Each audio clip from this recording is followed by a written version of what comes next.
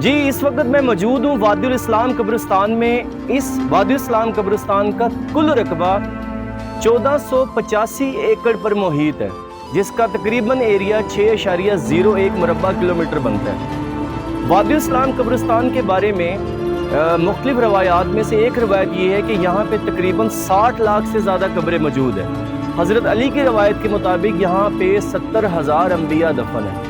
Najaf जिस जगह पे मैं खड़ा हूँ, बिल्कुल मुझे मेरे सामने इमाम अली अलैहिस्सलाम का रोज़ा मुझे नज़र आ रहा है। इमाम जाफ़र सादिक से एक रवायत है कि इस ज़मीन को हज़रत इब्राहीम अलैहिस्सलाम ने ख़रीदा था। फिर एक और रवायत मिलती है कि हज़रत अली का फरमान है कि ये ज़मीन जन्नत के टुकड़ों में से एक टुकड़ा है। इसके अलावा खुदा की वहदानियत का जो सबसे पहली बुनियाद यानी तौहीद परस्तों की बुनियाद थी, वो इस सरज़मीन से खुदा की वहदानियत यानी खुदा के एक होने का जो जिक्र था, वो इस सरज़मीन से शुरू हुआ था। इसके अलावा वादियुल इस्लाम कब्रिस्तान में जिस जगह से हम दाखिल हुए हैं, उसके बिल्कुल सामने दो अंबिया कराम हज़रत हूद अलैहिस्सलाम और हज़रत सालेह अलैहिस्सलाम की कब्र भी मौजूद है। मेरे अकब में आपको वो काले परचम नज़र आ रहे हैं, वो जगह मंसूब है इमाम महदी अलैहिस्सलाम से और इमाम जाफ़र सादिक अलैहिस्सलाम से। ये वो मकाम है जहाँ पे इमाम महदी अलैहिस्सलाम और इमाम जाफ़र सादिक अलैहिस्सलाम ने क़याम फरमाया था। इसके बिल्कुल सामने यहाँ पे अगर आप आ जाएं, जिस जगह पे मैं खड़ा हूँ, तो मुझे हज़रत अली का रोज़ा मुबारक नज़र आ रहा है।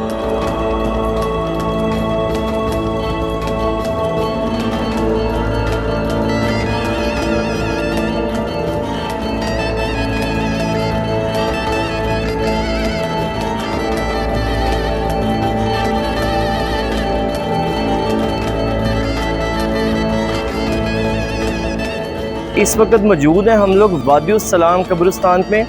ये जो पीछे आपको अंडर कंस्ट्रक्शन नज़र आ रहा है, हज़रत हूद अलैहिस्सलाम और हज़रत सालेह अलैहिस्सलाम की ये कब्र मुबारक है। हज़रत सालेह अलैहिस्सलाम का वाक़या कुरान पाक में मौजूद है। कुरान पाक में तकरीबन 9 जगह पे हज़रत सालेह अलैहिस्सलाम का जिक्र है। हज़रत सालेह अलैहिस्सलाम अपनी कौम को अल्लाह तबारक व तआला की वहदानियत का पैगाम देने के लिए आए थे। कौम समूद थी, जिस कौम को आप पैगाम देने आए थे, वो कौम मैदान में आबाद थी।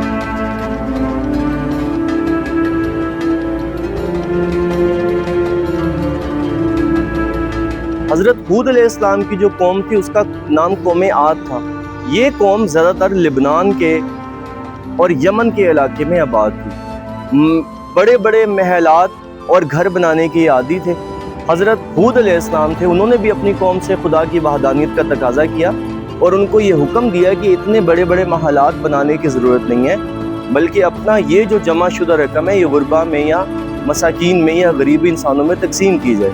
लेकिन उन्होंने भी खुदा की नाफरमानी की।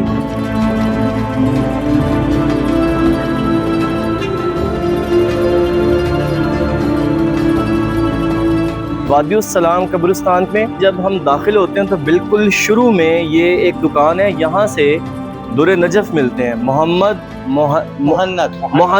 मोहन्नद हमारे साथ मौजूद हैं। बिल्कुल इसी तरफ वो मकाम है, मकाम इमाम जाफ़र सादिक और इमाम महदी अलैहिस्सलाम।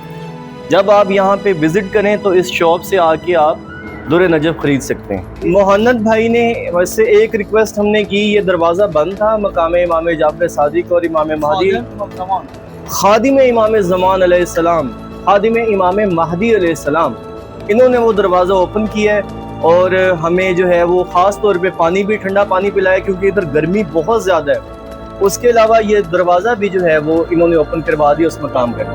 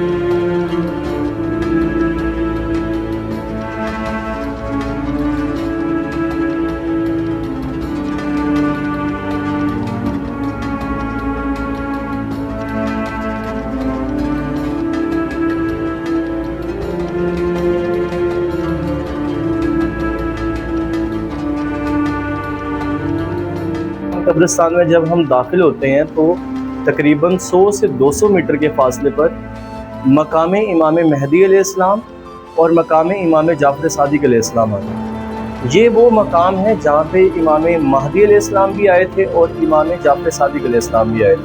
ये मकाम इमाम महदी है और अगर अंदर जाएँ तो इमाम जाफ़र सादिक अलैहिस्सलाम का मकाम है। इस वक्त हम लोग मौजूद हैं वादी सलाम, जहाँ मैंने आपको 2 मकामात बताए। एक मकाम मंसूब है इमाम महदी अलैहिस्सलाम से और ये दूसरा मकाम है मकाम इमाम जाफ़र सादिक अलैहिस्सलाम। तो इमाम महदी अलैहिस्सलाम और इमाम जाफ़र सादिक अलैहिस्सलाम यहाँ पर आके क़याम फरमाया गया।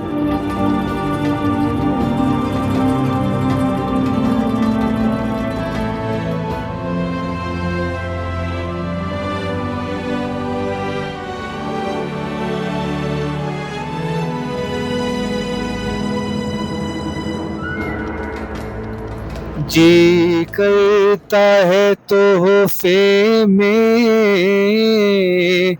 भेजूं मैं उन्हें आँखें। जी करता है तोहफे में भेजूं मैं उन्हें आँखें। दर्शन का तो दर्शन हो, दर्शन का तो दर्शन हो, नजराने का नजराना। दर्शन का तो दर्शन हो, नजराने का नजराना। तू शम मेरी सालत है, बंदा तेरा परवाना।